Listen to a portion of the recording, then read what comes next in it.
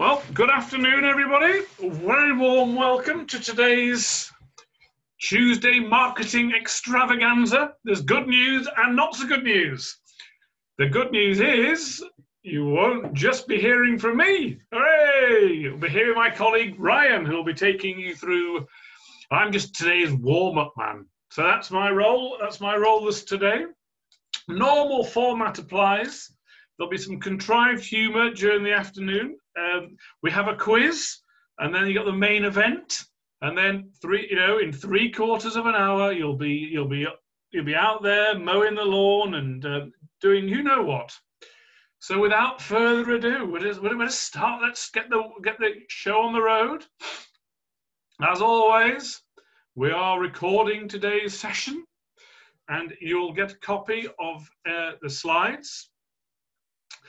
We do always say that there is one-to-one marketing support for anyone today. If you want very specific help from myself or Ryan, there is the handle for Grow My SME, and you'll find Ryan on our video guru on First Frame Productions. So, who likes the? Some people say to me, "This is the best bit." Well, I've been up all night preparing this quiz.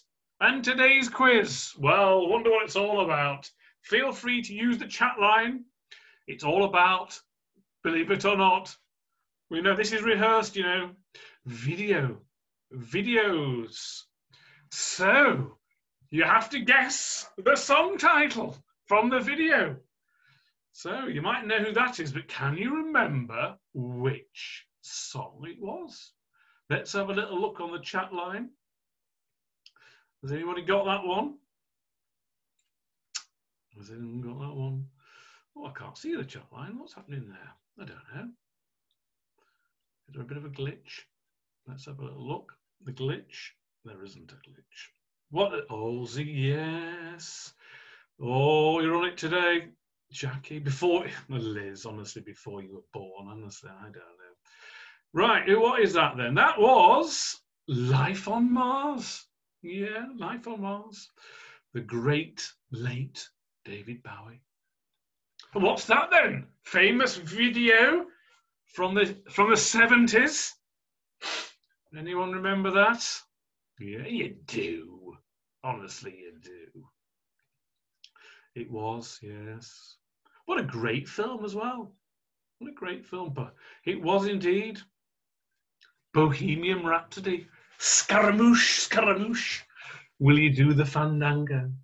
What the heck was all that about? I don't know. Anyway, what's up next? What's up next on today's quiz? Yes! Oh my goodness! Apologies to anyone under 30, but here we are, a bit of a 70s kind of quiz today. But we've got some content. Anyone remember that? Do you remember that? You do? You do? It was Wuthering Heights. Kate Bush. I remember her when she was just a twig. So yeah, there we are. What's up next on today's video quiz? Let's have a think. I can't remember what was next. I'll keep pushing buttons until the next slide. Oh yes. Can you remember that? At the time, I think it was the world's biggest best-selling album. Don't know if it still is. Very famous. Yeah. Can you remember that one? Yeah, you do. You do. It was. You want to be starting something? Yes, it was Thriller. Thriller with Vincent Price doing the voiceover. Yeah. Oh, Michael Jackson as well took part. We had Paul McCartney as one of the cast dancing in it. Did you know that? Yeah. Go on then. Getting a bit harder now. What's that? Today's video. Slightly. Anyone fancy that one? Oh, we've got a couple of guesses here. Oh, right on it, Liz. Paul, what you know your stuff. It was Take On Me. Do you remember the song? They followed it up with the song The Sun Always Shines on TV. You remember that? Oh, who knows? Right, so that's what's up next. I don't know, that cat's going off the screen. Anyone remember that one then? Song named after here's a quiz. Do you want a clue? Do you have today's clue? No one's got this one yet. It must have this one. Come on. Somebody's got this one. Ryan says his daughter was born to that song. Goodness gracious. I think when I was born, it was Paul Robeson was singing. That's a bit of a... Anyway, that's by the by. That was The Love Shack, the B-52s. What a great song. Anyone? Yeah, what a sad loss. I remember this song. This great video. Yes. Oh. It was I Want to Dance with Somebody. Yeah, there we go. Now, that actually reminds me, I'm due for a bath soon. Yeah, it's on the calendar. Yeah. Anyone know that sort of video was there? Yeah. Got a couple of soap jokes coming up as well in a minute. But hang on, what we got here? When Doves Cry. Yes. When Doves Cry, yeah. And not on your life, boy, I hear somebody saying. Ha ha ha. Yes, get that joke in there. Right, before we go, let's have a little look. What's next on the list? Prince, Purple Rain, yeah, what it was. It was When Doves Cry. Right, what's up next? We're going to do this. Don't be over in a minute. What's up? Oh, honestly, what's going on here? Remember that? Goodness gracious, who remembers that? Who remembers that famous video there? Anyone remember that? Let's have a look. Frankie Goes to Hollywood? Come on, Paul, get with the game. Liz, yeah. Sledgehammer. Peter Gabriel. He said in the famous song, "Show me round your fruit cage." And now there's not many songs like that. I wonder what the genesis of that song was. Ha. Oh dear. Yeah, it was Sledgehammer. Very famous. For the younger audience, anyone know that particular video? Put that in there. I haven't got a clue. But I thought, we've got to have a bit of balance on today's webinar, haven't we? Wrecking Ball, yes! From somebody called Miley Cyrus. Who's that? I don't know. Right, what's up next? Oh, yes, I think it's the last one. Bit tough, that one. It's just to show you, you always get them all right. So who's that? Who's that? Anyone know that is? Oh, the chat line here.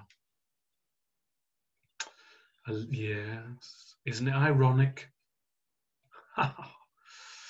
Anyone seen the trip to Spain and the trip to Greece? They're always mentioning Alanis Morissette. What a great song. Right, let's talk about video marketing. Thank you for taking part. A bit of fun. I'm just going to talk about a couple of things. The one thing to remember with any form of marketing is the most important thing is exactly what's on the screen right now. Is to get anything you do, you want to get a return on investment. And it's estimated that with video marketing, most video marketers say they get as much as nearly a 90% return on investment from videos. So it's a very powerful tool. I'll take you through some trends just for 2 minutes before I hand over to Ryan. Key thing to remember, with the pandemic, that there was more and more consumption of video. People were at home in lockdown, so it has a trend, and it is not a fad. It's certainly a trend. Astronomical growth in the likes of people looking at YouTube, and more hours are spent on Facebook than any other platform in that time. So again, Facebook and YouTube, key platforms for video marketing. But there is a huge trend in short form videos, and that's been borne out with the growth of TikTok, Instagram Reels. You're seeing it on Twitter now. You're seeing it across all platforms now, this short form videos, which Ryan's going to talk about, which obviously is a key thing with TikTok. And for many is the growth in things like explainer videos. So many people are prepared to buy a product if somebody has explained how it works or can visualize how it works. It's definitely a way in which brands can put their best foot forward. And it's seen in very much in terms of online training, educational videos, showing people how things work. but really, and also 2020 was the year, not the year of the rat or the horse, the year of the webinar, and was ever thus, and we're here to stay. So, user-generated content, I know Ryan's going to talk about that, so it isn't always just about the brand talking, it's about so much more powerful if users are seeing content generated from a user. So think about that before I hand over now to my friend, Mr. Ryan Mulhern, who you've seen previously, and he's going to take you through all the world of marketing. But I've got to do one thing first. I've got to make Ryan the host. That would help, wouldn't it? I think we've gone on the same website, Simon, because I've got a couple of those slides as well. Sorry. Don't give our secrets away, will you? So, without further ado, I'm going to go and have a little, get my phone ready, get my notebook ready, and off we go. I better stop sharing as well. That'd be a good idea, wouldn't it? Okay, brilliant. Thanks for the introduction, Simon, and then hello to everybody today. I'm Ryan Mulhern, for those who don't know me, and this is kind of a follow-on session. It's still a bit of a trial session. It's something quite new that I'm doing. It's so obviously in the last session I showed you how to make videos using your smartphone, and now this session I want to get you to think about how you're going to get those videos out there, how you're going to distribute them to potential customers, and how you're going to turn them into leads and sales. Okay, so I'm going to talk a little bit about that and a little bit about the journey. Excuse the mess, by the way. I've just moved into a brand new studio that I've had built. Normally the place is a little bit cleaner than this, and that's a fridge behind me that you can hear, so which should be turned into a bar soon. But anyway, I'm going to, without further ado, I'm going to share my screen. And where are we? 1 second. Share my screen, and then we can crack on with the presentation. Again, if anyone's got any questions, feel free to put them in the chat, and then we'll go from there, okay? And hopefully I can answer them. So, can everybody see that? Just give us a thumbs up, Simon, if you, or just say yes, because I can't see you actually, Simon. I can only see myself and somebody else. But anyway, yes, hopefully you can all hear me and everything's all good there. So let me go into presentation mode. Perfect. So obviously video marketing on a smartphone. Today I want to talk about how you market and distribute videos. You're going to see something very familiar right now. Like I said, me and Simon have been on some of the same websites. So why video in the first place? So Simon's covered some of these. You know, obviously it's a really, really powerful marketing tool, and people are using it more than ever. And it's going to be, you know, sorry, 1 second. Hold on. Sorry about this, guys. I'm babysitting at the moment as well. So, right. 1 second. Apologies for that. Normally in my office, I've really recently come out. So 87% of marketing professionals use videos as a marketing tool, okay?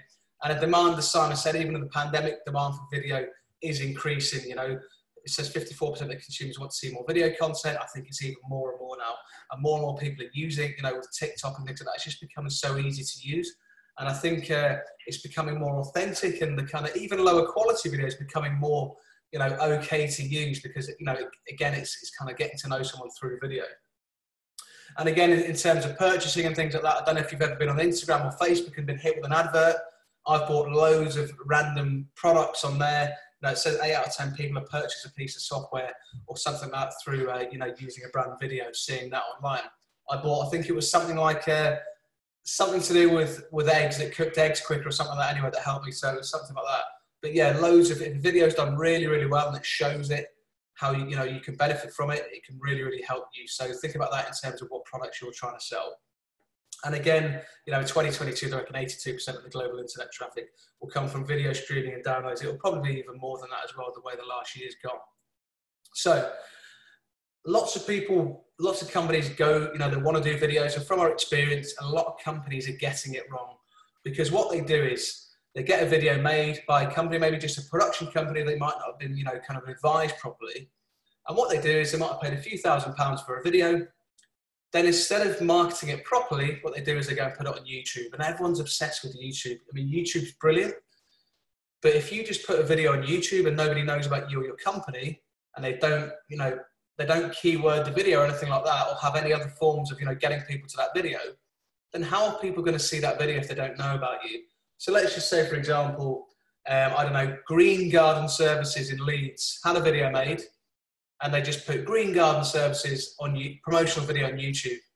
Unless people are searching those terms, they're not going to find that video So they might want to, you know, if you're going to upload the video, you might want to put something like, you know, garden services leads, or, you know, new lawn leads, or, you know, edging, you know, something like basically the terms that people are putting into Google to find those videos. Okay.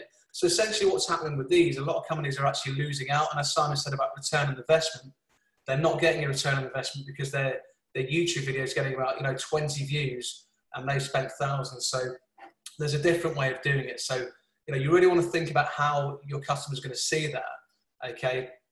So basically the distribution of your video content needs to be thought of in the planning stages, all right? Not after the videos have been created. And so many people do this wrong. So, you know, you've got to think about different things. Okay. One of the first things to think about when, you know, having a video made is what are the goals? You know, what do you want that video to do? You know, do you want to sell products? Do you want to build an emailing list? You know, and things like that. There's loads of different things. So there's certain goals. You know, do you want to increase sales? Okay, I'm sure we want to increase sales. Do you want to just raise brand awareness? You know, a lot of big corporate companies are just doing that, just raising their brand awareness, and that's great for them. You know, all their social media content is to do with that. You know, is it bringing traffic to a website? You know, and you can measure that through Google Analytics and things like that. Is it more, you know, sign-ups to a newsletter, or as I said before, is it to sell products? So there's a few KPIs what a lot of marketing people mention.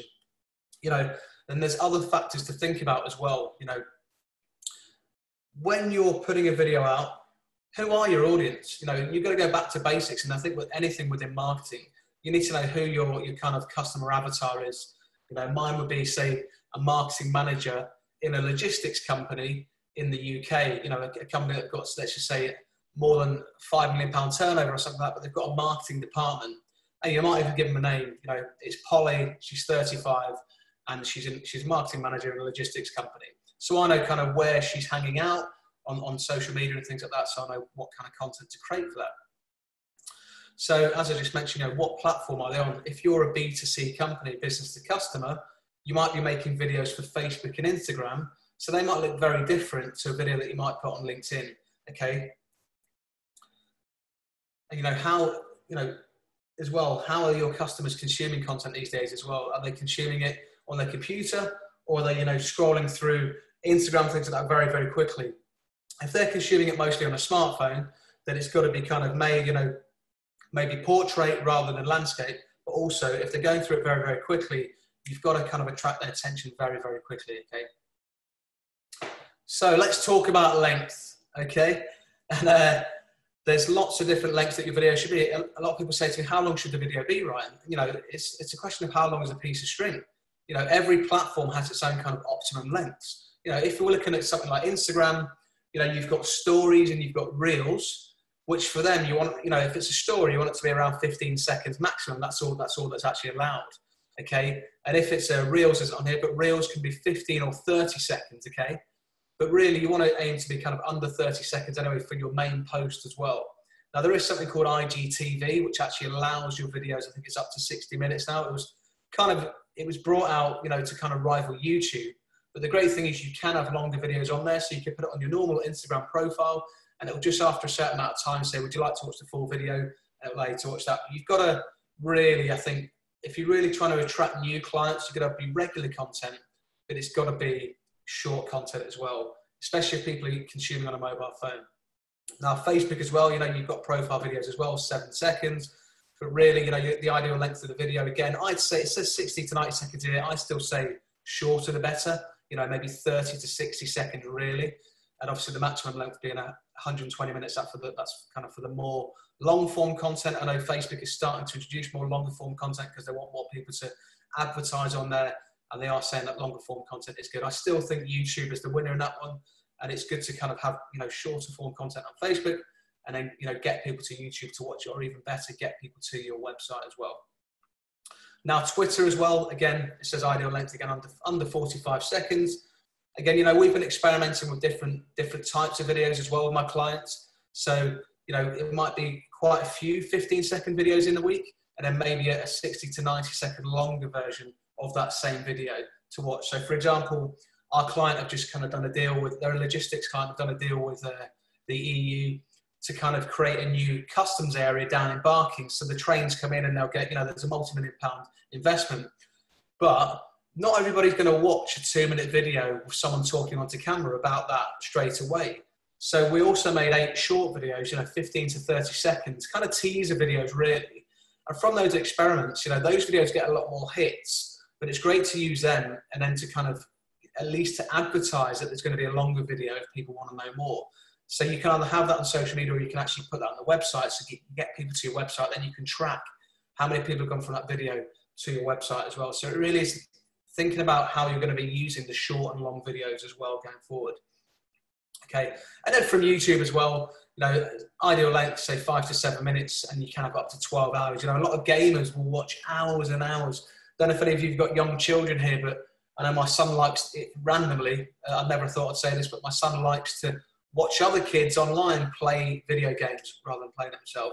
And, kids can just spend hours and hours on there. So there's a lot of kind of addictive kind of thing, but I think a lot of YouTubers have kind of nailed that market. So to sum up really, it's think about your platform, where your audience are, what platform they're on, and how long those videos are going to be. But you really can't go wrong with having a longer video, say 60 to 90 seconds, but a lot of shorter videos that are then going to get people to watch that longer video to then hopefully, stay longer on your website or even, kind of explore a bit more about your business. But hopefully that longer video, if it's saying about us, promotional video on your website, should give them as much information as possible for them to kind of know more and kind of maybe want to look into your company more. So now I'm going to talk about aspect ratios, okay? Now, a lot of people automatically, on a mobile phone especially, will film in portrait, which is actually on the right here, which is vertical. Now, a lot of platforms, especially LinkedIn, you really want to film in landscape, okay? Because if people watch it on a computer especially, and you want it to look professional, if it's filmed in portrait, then you're going to have the black bars down each side, okay, as well. But also, on the other hand, if you film landscape and you want to put it onto Instagram for a story, you can have a lot of space as well, so you want to fill that screen. So if you're doing Instagram, some reels and stories, I think you want to be using portrait or square. And if you're using LinkedIn, Twitter, I'd probably say use landscape like that, okay? So bring that to the side, okay?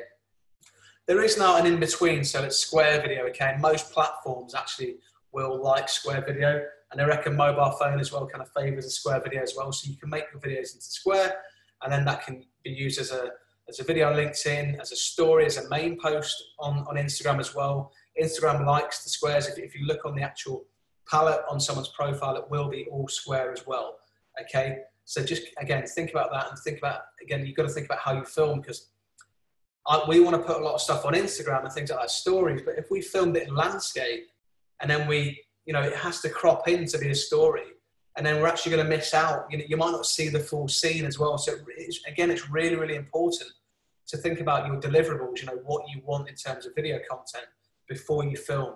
Okay, so in that planning process. So just to give you an idea, here's a quick idea and quick little project that we did, and it was for the Broadway in Bradford, a shopping centre. So we did a lot of videos in landscape, but we also gave them the option of portrait as well. So here's some landscape videos.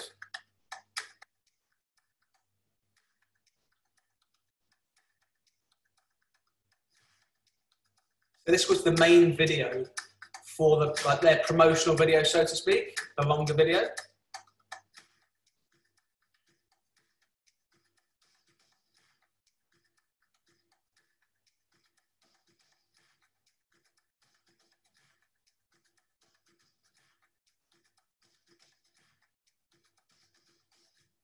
So that was a longer video. I think that was only about, I think it's 30 to 60 seconds, that one as well. So that's the kind of main promotion we want everyone to watch. But as well as that, we gave them 30 different short snippet videos, 5 to 10 seconds.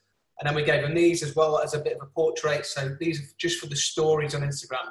Now, these weren't filmed in portraits, so what we had to do was we had to create 2 of the landscape videos and bring them in, as you'll see now. So we've kind of repurposed those videos into stories as well. So again, they can use that as different content to attract different people.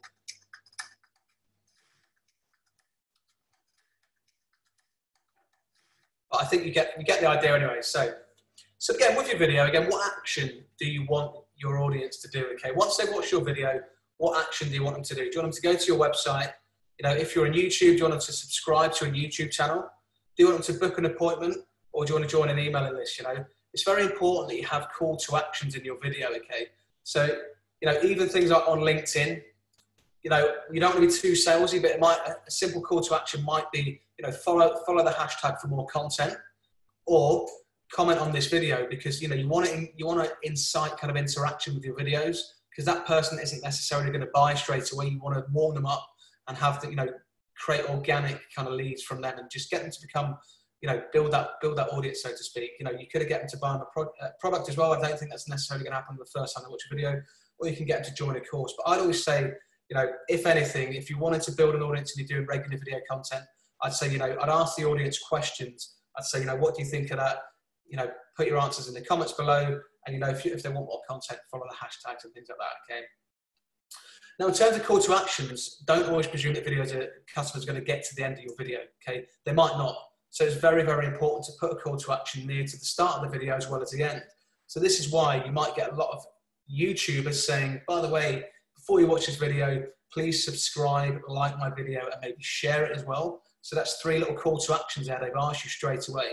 And so especially if you subscribe, they've got more subscribers, and there's more chance of people watching the next video they bring out as well, and they're growing their audience through their videos, okay?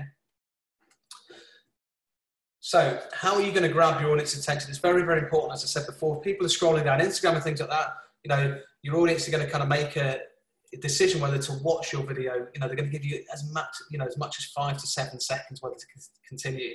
So a lot of, especially corporate companies, they might have quite a, you know, not so entertaining piece to camera to start with, or something like that, or something about us. If that's not going to really entice people in, that you might have lost that audience already, and then the amazing stuff in the video to come is not going to be seen, unfortunately. So you really got to think, and that's why you might do like a cool little intro as well in the video that's 5 seconds long, and then go into something else. So, you know, you kind of warming them up for the rest of the video, so to speak. Now, I think I briefly covered this last time, but if you're just getting started in video, then there's a few examples of types of videos to get you started, really, to think about.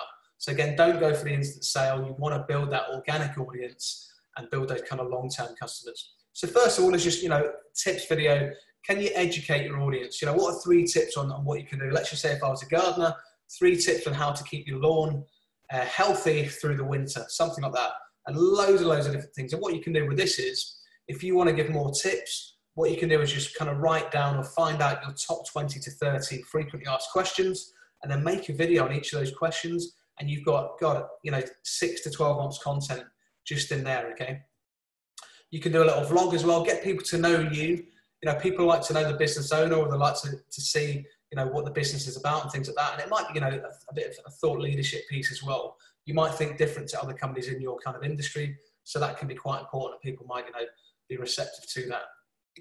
And then as well, guys, client testimonials are amazing. So easy just to get a client testimonial on your phone or even over Zoom now, guys. You know what I mean? You know, a 30-second snippet of saying something nice from your client, put that on social media. Other similar clients will see that, and then they might kind of warm to you as well, because people buy people, and people want to buy what other people have bought as well. Okay. So in terms of now your video marketing strategy, you've kind of worked out your audience, and now what kind of videos you're going to make to kind of, you know, build that strategy, you know, build a bit of the customer journey through video. So again, the first kind of videos, top of the funnel videos, you know, they're just educating your audience. You're just giving them advice, because not everybody's going to be in the market for what you provide straight away.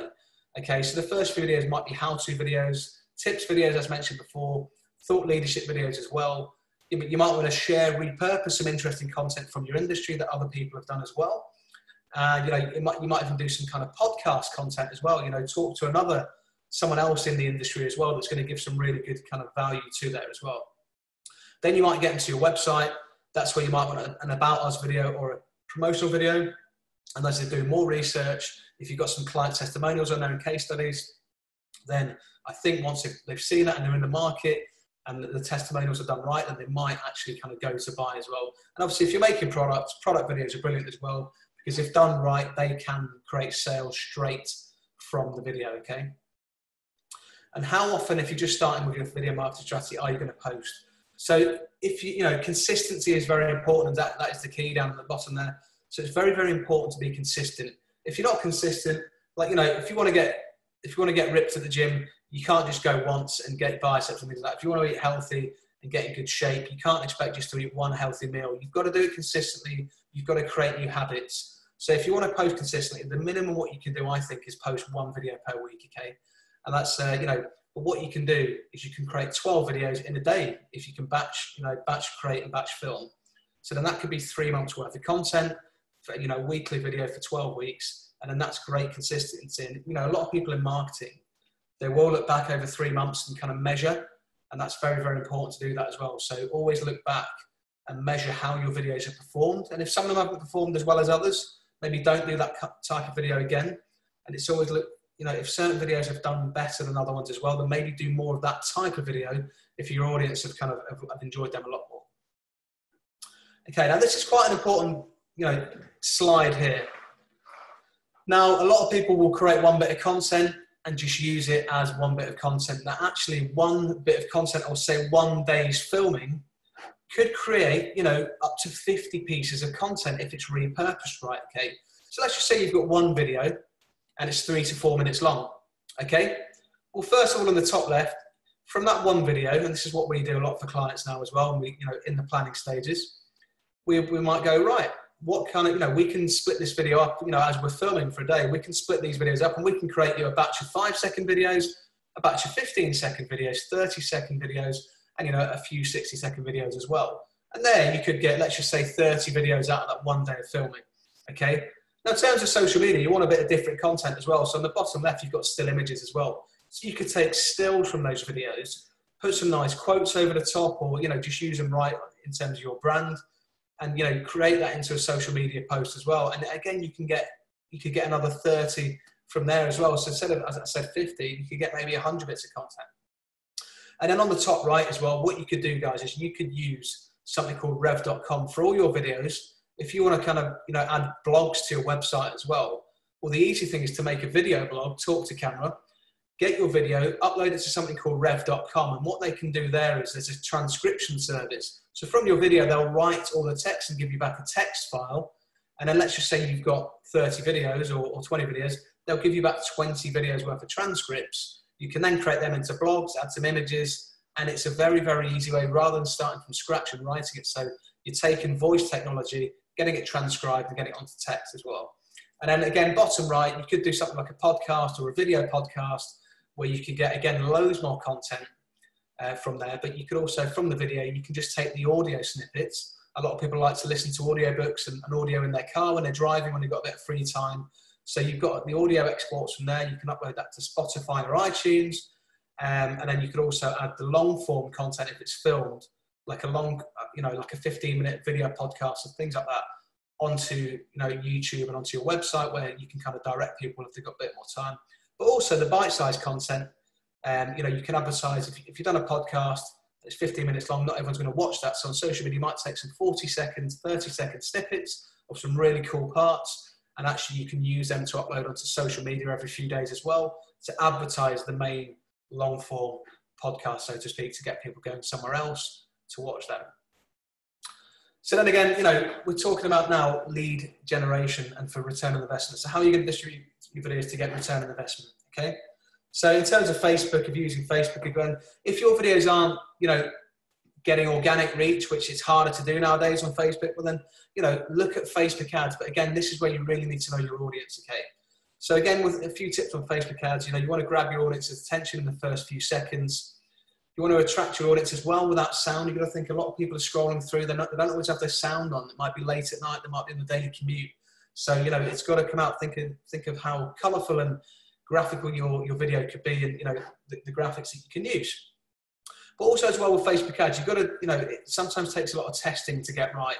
So you might want to put a small amount of money into certain audiences, have 3 different campaigns running and see which one has got the most kind of hits on it, so to speak. And then use that once one works well, then that's where you want to put the most kind of money in afterwards. But certainly test it first with small bits of money. Don't go throwing hundreds of pounds down the drain, because you can lose so much money in advertising. So that's, again, why you've got to get it right. Now, again, you know, another way to generate and track leads is to create a landing page. You know, if you want to kind of lead capture, if you want to generate email addresses as well, so you can kind of advertise your audience, create a landing page. I know Simon's great at this. He showed me how to do it in the past briefly. So it's really, really cool. And what you do is you can use that with a Facebook ad. So people click on the Facebook ad, and the click takes them to a landing page where you might give away some free PDF or really cool free guide or something like that on how to do something. So it might be a guide again to do Facebook ads properly. But what they'll do is they'll put their name and address in if they really, really want it. They'll get the PDF, you'll get an email address, and you can add them to your CRM system so you can start, putting them in the email marketing campaign. And hopefully one day they'll turn into a lead. But you can all, it's also a great way of kind of getting them to see your content continuously as well.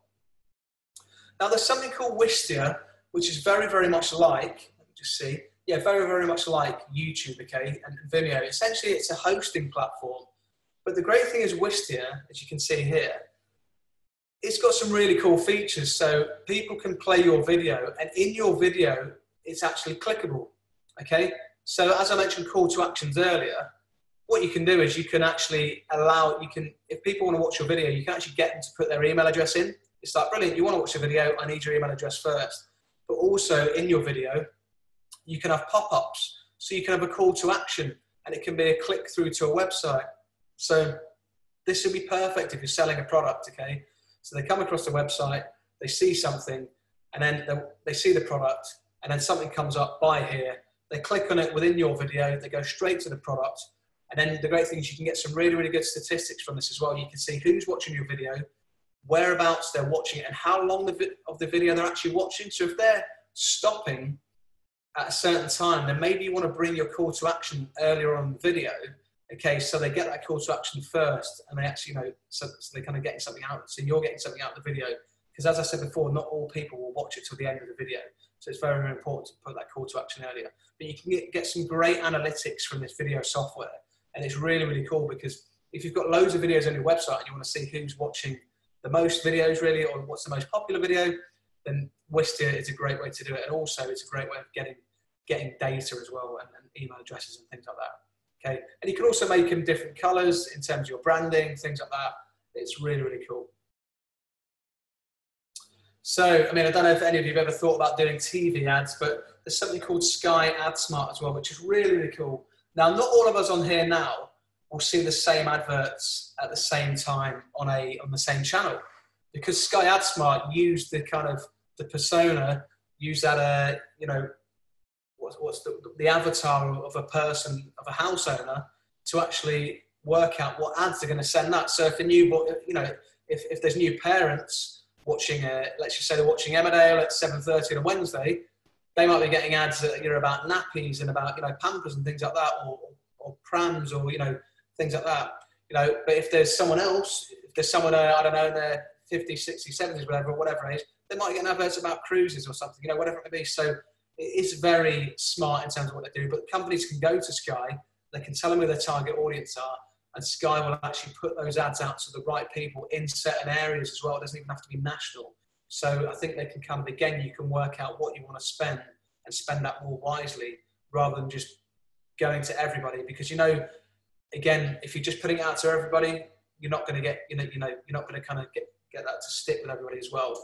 And, you might be putting products out or videos that aren't going to relate to everybody. So it's really, really cool. And again, it's all about who your kind of target persona is. Again, there's something else called Vidyard as well, which is really, really cool. If you want to get video in an email, you can do that with Vidyard, okay? So it's very, very good for sales. It's very, very good for being more authentic. So you can actually get people to, you send an email, they click in it, and literally it's probably a picture of you or your video, and straight away that will start playing. But it's really, really good, especially, again, if you want to build authenticity. I know a lot of recruitment companies use this and sales companies, but it can work very, very well if done right. So, go and check out Vidyard. I think it's a free trial. But it's another strategy of using video in your marketing strategy. And one thing I'll always say, I think we're quite near the end now, guys, is, track your leads and where the leads come from, okay? If you're putting out regular video, I've just got a simple spreadsheet, an Excel spreadsheet, but I also use something called Trello as well. So it's, working out where those leads come from. But you could even have something on a spreadsheet, which is like, right, on Monday I put a video out about that. What were the views? Did any conversations happen from it? Did any leads come from it? And did any conversions come from it? And as you go down, as you look back every week, every month, you can see, again, which videos are doing better and what content's doing better. So you might do more of one thing and you might do less of the other. Okay, so it is very important. And I didn't really used to track that. I've only started doing it in the last 6 months, and it is really good because, you know, it will kind of, it just gets you to market better and target people better. Very, very quickly, again, I think I talked about this last time, but if you're doing video, especially on LinkedIn, don't upload it to YouTube, because if you put the YouTube link onto Vimeo, onto LinkedIn, or any link, in fact, in your post, LinkedIn will suppress that post. So what you want to do is you want to upload that video natively to LinkedIn. So what I mean by that is get your actual video file, okay, which I'm going to show you here. So this is just a test. You want to get your actual video file and upload that directly to your post, okay? So let me just see if I can make this go a bit quicker. So you put your text in, you put some contacts, you might tag some people in, put a few hashtags, go find your video file on there. So this is the file, whether it be on your phone or desktop, and then you'll upload that to, sorry, it's got a bit too quick. You go find your video file, okay, and then you press open there, select the video, and then you can kind of add a thumbnail and things like that, captions if you need. And then just click that and press done on there, okay? But that will make it authentic. More people then engage with it because LinkedIn is keeping you on the platform. And then, you know, you can kind of work out what you kind of, where you want people to go from there. So that's why on LinkedIn, I always just get people to say, you know, get in contact or send me a message or put something in the comments. Again, measure your stats again. Under LinkedIn video, you've got views and things like that. So you can click on views as well, and it can bring up these really cool stats as well. Which companies have viewed your videos, what role they're in, and also whereabouts in the UK. So that's just on LinkedIn itself. And again, really, really good stats. Okay. And then I think finally, we're just if any of you are thinking about using YouTube, as I mentioned before, it's very, very important to kind of keyword your videos so people are going to find them. Put the right title in of the keywords that people are going to be searching in Google, okay? So if you want to rank video on YouTube, you know, it's very, very good practice to use a thumbnail. So it's a still image that are going to entice people in, okay? Don't just use any part of the video. You can create a still image using canva.com, and that's going to entice people to kind of click. You know, you want people to click on that video, okay? You want to add captions as well, because people might read the video. And also YouTube kind of uses that for some algorithm as well to kind of make the videos perform better. And it's very, very useful to use the right video tags as well. Again, it's a bit like it's helping the SEO and helping the kind of what people are searching, you know, in terms of the tags that they're putting in. And then it's also very important as well to put a focus keyword in the title. So if I was saying, you know, smartphone video, how to make, you know, 3 tips on making a good smartphone video, then, you know, you kind of want to use anything around that keyword, which is the smartphone video. So it might be smartphone video top tips, or 3 top tips on making professional smartphone video, things like that. So you're playing around with that, but it's good to kind of Google this stuff, guys, and kind of give yourself a bit of an idea on how it's going to, you know, rank as well. And in terms of the video file as well, if that's just called, you know, 00100.mp4, it's good to rename the video file with the actual title of your video as well. Okay, and the same with the image that you uploaded, your thumbnail, okay? And in the description below, you want to just put, you know, roughly 200 to 300 words, because essentially it's a bit like a website, okay? So if you can optimize it and put a good description in there, you can even, you know, transcribe the video through rev.com, put that text in the bottom, and then that again helps it rank as well, okay? And as I mentioned before, you want to incite engagement, ask people to like, comment, and subscribe as well, okay? Because the more people that will kind of, you know, engage in the first say hour of your video, that's, again, it's going to get people to, it's going to tell YouTube that it's this video is going to be quite popular, and it'll get more people to kind of, it'll show it to more people. Okay, so probably quite a lot to take in there, guys, but, you know, there's lots of things there to think about in terms of your video engagement and how to kind of get people, you know, how to distribute your videos properly and get people to see them. But I'll hand back to Simon. If you've got any questions, just let me know. Fantastic. Thank you, Ryan. I really enjoyed it. You know, it's very nice for me to sit here. Normally I'm delivering the webinar on a Tuesday, but to sit here and I've made a whole load of notes and things I never knew, and some great tips there. I've got a question for you. I'm sure people might want to use the chat line to ask a question. And you might have covered it previously, but just for everyone's benefit, when you're actually creating content, how big a risk should people be prepared to take? And I'm not suggesting anyone's going to ever stand there, you know, telling jokes or appear naked or anything, or say anything that's politically incorrect. But how do you think it creates more excitement, interest, if someone's prepared to do something unorthodox? I think, especially in the pandemic over the last year, I've seen, yes, the more people that have really done some mad things, 100%. Essentially, it's about attracting people's attention, isn't it? So if you take LinkedIn, for example, you know, it took me a while to think of this, but all you're trying to do is get people to your profile to find out more about you, okay? The more people you get to your profile and realise what you do, they might follow you. So yes, I think taking risks, being silly. I mean, I never thought I'd be wearing a wig on videos on LinkedIn, Simon, you know what I mean? So, but honestly, it works. Those videos have been getting kind of 5 times more engagement than anything else. And actually, I got a job from putting my face on a Britney Spears video on LinkedIn as well. So yeah, obviously, you've got to bear in mind though your audience. If you think you might lose some potential clients because of that, you know, you might work in an industry where it's very serious. Like, let's just say it's, I don't know, maybe it was kind of barristers or something like that, and you're acting like an idiot on social media and, you know, being a bit out there might not be the best place to do it. But so think about your audience again, what I mentioned today, and think about what they might see. But at the end of the day, everybody's human, and, you know, it's not about buying into the business, it's about buying into the human being, as you know. So, but yes, I'd 100% take risks, you know, and again, as I said, it's about experimenting as well. Great, thank you. I'm just checking the chat line here. Liz has made a comment about the popularity of explainer videos. So yeah, I would definitely endorse that. You know, not so long ago, I mended my parents' boiler using an explainer video. so I do know the benefit of doing that, but obviously it was very helpful. Any other questions before we say a big thank you to Ryan?